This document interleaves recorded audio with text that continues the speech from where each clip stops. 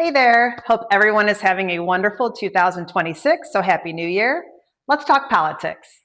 Just kidding. I would never talk politics. I'm a real estate agent. But I do want to talk about something that is the big talk in politics that every politician, no matter what side of the fence you are on, is talking about, and that is housing affordability. Housing affordability, we can all agree, is a huge issue in our country right now. So all of the politicians are campaigning and talking about it, and that is going to be their prime focus, which is a great thing because housing affordability, as you know, has gotten out of control. Kids get out of college, they get a good job, and trying to find a house under 200,000 is really difficult without having to do a ton of work, depending on the area that you're looking at. So, talking about housing affordability today, I kind of want to focus on what is happening right now in the real estate market that can change that. And last year in January, the interest rates were 7%. Right now, they're teetering around low sixes, high fives, which is a great thing because I'm not a lender, but talk to your lender for more information. But the rule of thumb is anytime you can refinance a 1 point interest rate lower, it is a good time to refinance. So what that means is if you bought a house for 500,000 and you have a mortgage for 500,000, if you refinance from a 7% interest rate to a 6% interest rate, you are going to save $400. Now you can do the math. You've got a $250,000 mortgage. That's going to save you an extra $200. Can $200 make a difference in a lot of family homes? Absolutely. Go bigger. If you have $1 million mortgage, that's going to save you an extra $800 a month. So this 1 point interest rate drop is really huge, and that is affecting the housing market. And I love the fact that I don't care if you're Republican, Democrat, I don't care what you are, the fact that politicians are focusing on this and are going to continue to work on interest rates is really big for the real estate market.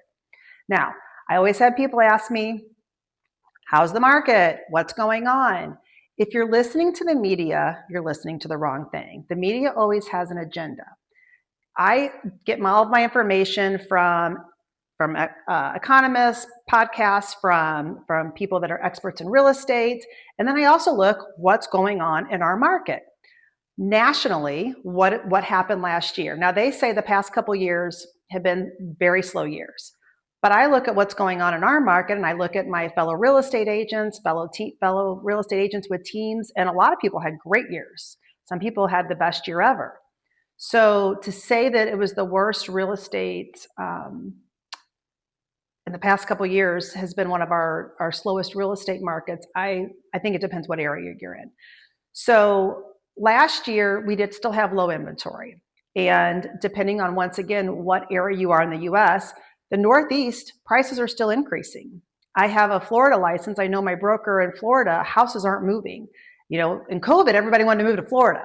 So they flew off the market. Now they're sitting. The Midwest, we've kind of stayed steady. Our real estate prices haven't gone crazy increase, but they're also not decreasing like they are in some areas. Now, the prediction for this year is that the housing, we're going to have more inventory. As long as nothing happens, and this is just a prediction based on today's facts, the interest rates will slowly go down. There's, like I said, right now they're in that low 6, high 5. They will slowly go down. We're not going to see the 2s again, probably for a very long time, if ever. But the good news is, like I said, that it is supposed to slowly go down. So that means more affordability, for more people to buy homes. Also, with the rising inventory, that means that more people have choices. Now, the next topic is, everybody always asks me, should I sell my house now, or should I buy in January, or should I wait for the spring market? Here is my opinion. Once again, this is my opinion based on facts of all the information. See, as a real estate agent, it's really important for me to stay educated, not only what's going on nationally, but what's going on in our local market. So if you're going to work with a real estate agent, make sure they understand what is happening locally as well. And my opinion is that now is a great time to sell.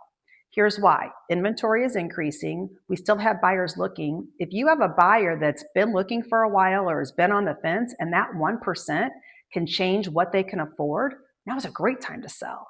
And I always like to put my money where my mouth is, kind of have a little bit of backing.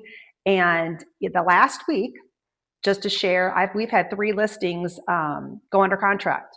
One before it even hit the market, over asking.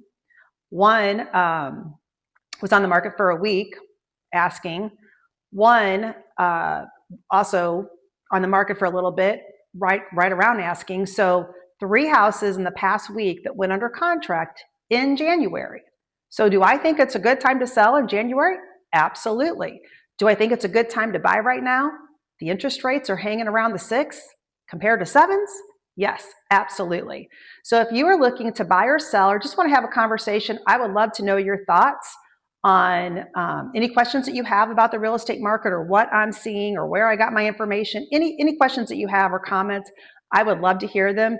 Please click that like, follow, subscribe button, and I would love to have any of your comments. Have a great day.